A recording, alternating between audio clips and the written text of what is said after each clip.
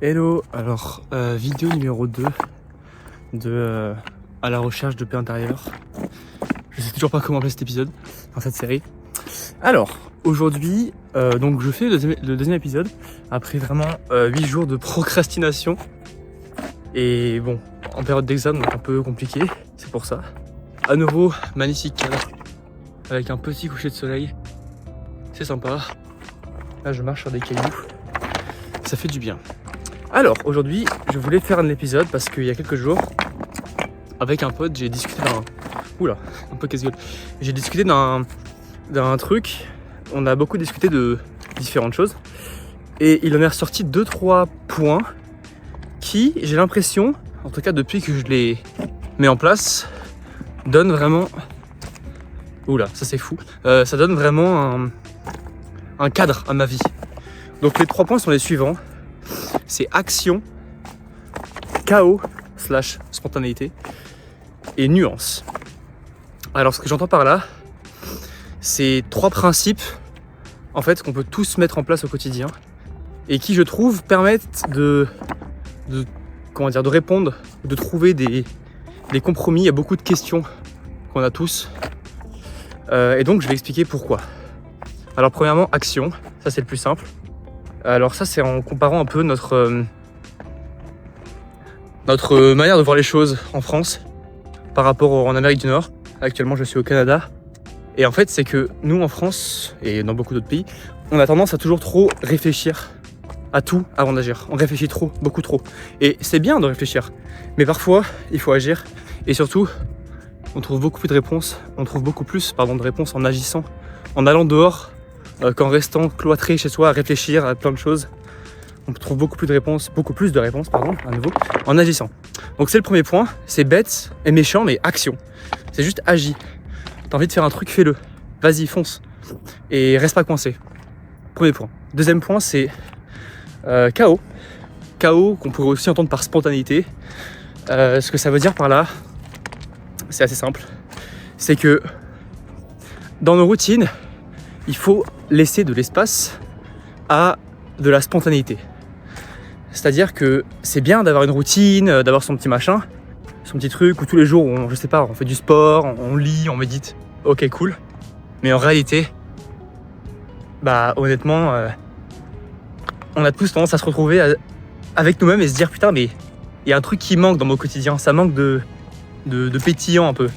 Ça manque de surprise, d'ignorance. Et je trouve que c'est une manière très triste de vivre sa vie, c'est de vivre sa vie sans curiosité, sans surprise, et de toujours savoir ce qui va arriver après. Et du coup, avec ce deuxième principe, je trouve qu'on s'y retrouve beaucoup. Et donc ce que j'entends par spontanéité, c'est par exemple se dire de temps en temps, ah ok, bon là, je suis pas bien dans ma tête, dans ma peau, ça va pas bien dans mon... Yes, ça va pas bien dans mon quotidien. Et donc se dire, ok, attends, je me pose, et là je vais réfléchir. Qu'est-ce que j'ai envie de faire ?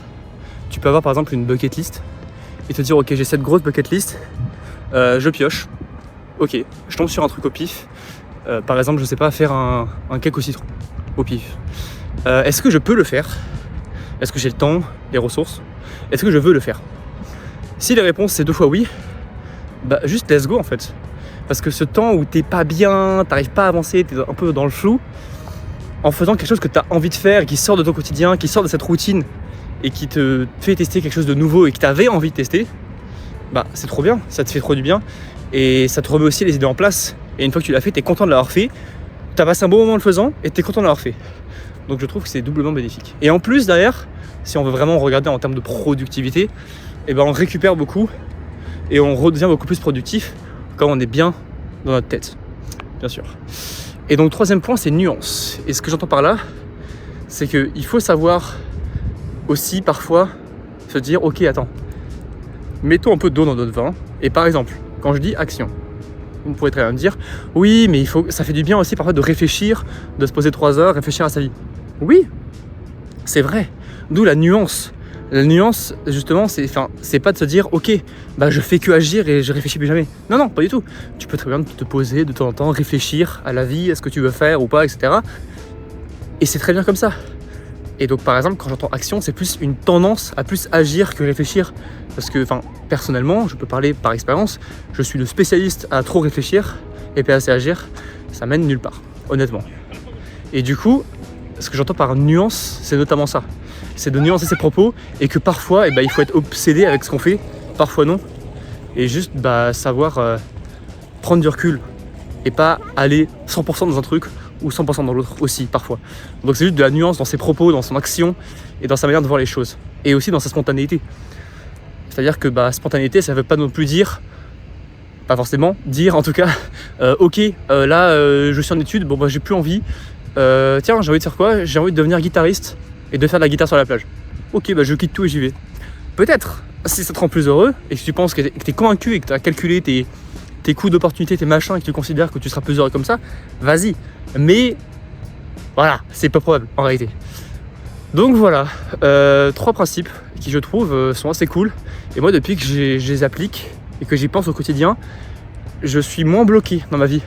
Parce que je sais que quand je suis bloqué, je constate et je me dis attends, je suis juste en train de trop réfléchir, donc arrête de trop réfléchir et agis. Voilà.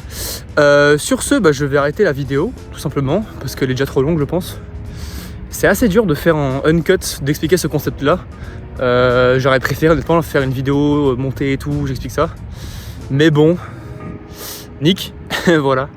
Et donc à plus.